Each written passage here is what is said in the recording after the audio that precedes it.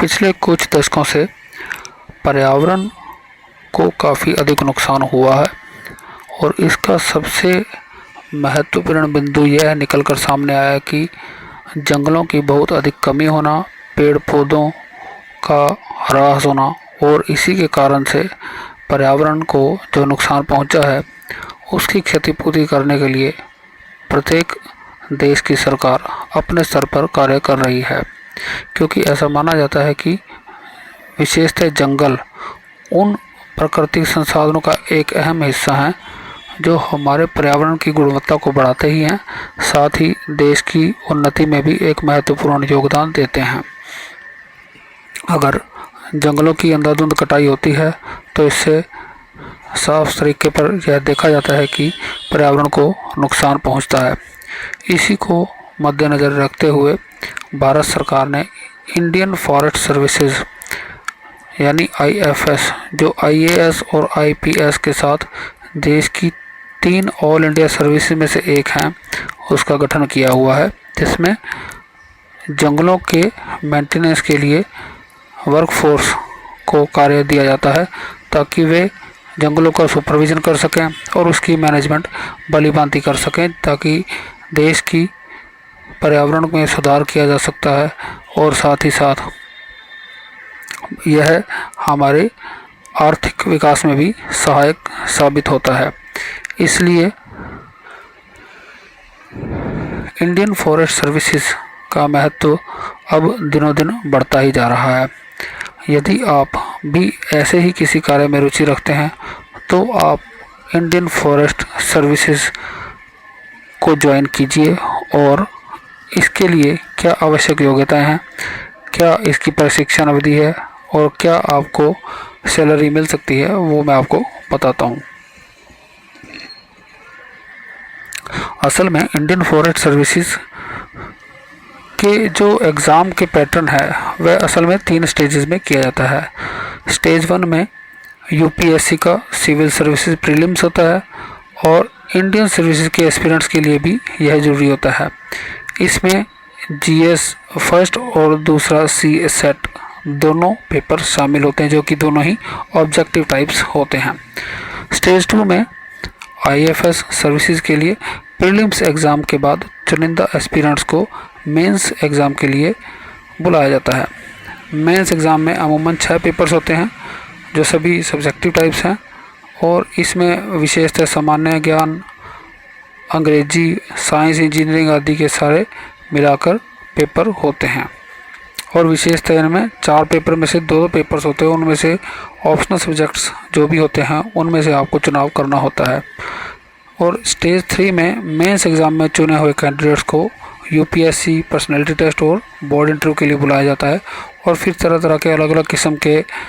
जो स्टेप्स होते हैं और स्टेजेस होती हैं उसके तरीके से ही ये परीक्षा के बाद कैंडिडेट का चुनाव, उसकी कम्युनिकेशन स्किल, उसकी इंटेलेक्चुअल क्यूरियोसिटी कितनी है, देखने पर रखने की क्या क्षमता है आदि अनेकों चीज़ों को ध्यान में रखकर उसका चुनाव किया जाता है। इसमें एक फिजिकल टेस्ट भी होता है जिसमें 4 घंटे में कैंडिडेट को कम से कम 25 किलोमीटर पैदल चाल पूरा करना होती है, जबकि फीमेल कैंडिडेट्स के लिए यह 14 किलोमीटर तक चलने की सीमा बताई गई है। और इस इंडियन फॉरेस्ट सर्विसेज के एग्ज़ाम के लिए आपको यूपीएससी की ओर से सिविल सर्विस एग्ज़ाम का आयोजन किया जाता है, जिसमें लगभग 100 कैंडिडेट्स का चुनाव किया जाता है। इसमें राष्ट्रीयता, age limit, number of attempts तो अनेक ऐसे ही क्राइटेरियाज है जो कि अन्य सिविल सर्विसेज एग्ज़ाम के समान ही होते हैं, लेकिन आईएफएस एग्ज़ाम के लिए आपका साइंस, एग्रीकल्चर या इंजीनियरिंग ग्रेजुएट होना ज़रूरी होता है। इसके लिए यदि आप परीक्षा देना चाहते हैं तो आपको Lal Bahadur Shastri national academy of administration में फाउंडेशन ट्रेनिंग के लिए सबसे पहले भेजा जाता है यदि आप फाइनल लिस्ट में चुन लिए जाते हैं। इस दौरान आपको ट्रेडिशनल फॉरेस्ट्री सर्विसेज के साथ ही आपको GPS, RS, GIS, camera trips जैसी तकनीकें भी सिखाई जाती हैं और साथ ही साथ आपको रोज़मर्रा के काम में कैसे एक्सरसाइज करना है, नियमित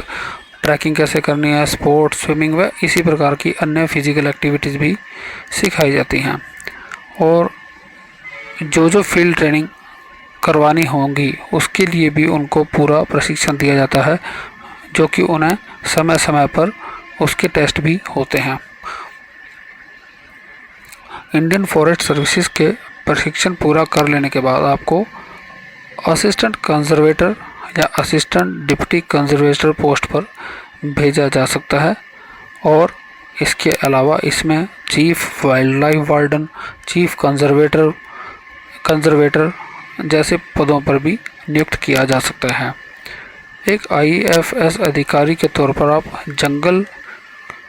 की विरासत को सुरक्षित रखना और उसको हर प्रकार से मेंटेन रखना, वृक्षों की किसी प्रकार की अवैध कटाई न हो उस पर पूरा नियंत्रण रखना आदि इस प्रकार के वे सब कार्य करने के जिम्मेदार होते हैं जो कि पर्यावरण को संरक्षित और सुरक्षित रखने के काम आते हैं। तो यह एक ऐसा प्लेटफॉर्म है जहां पर कि यदि आप प्रकृति प्रेमी हैं और पर्यावरण सुरक्षा के लिए कुछ काम में आगे जाना चाहते हैं तो निश्चित रूप से यह फील्ड आपके लिए है। और आप यदि इसमें आगे आवश्यक योग्यता रखते हैं तो पर्याप्त प्रशिक्षण पाकर आप एक अच्छा सुनहरा भविष्य भी बना सकते हैं।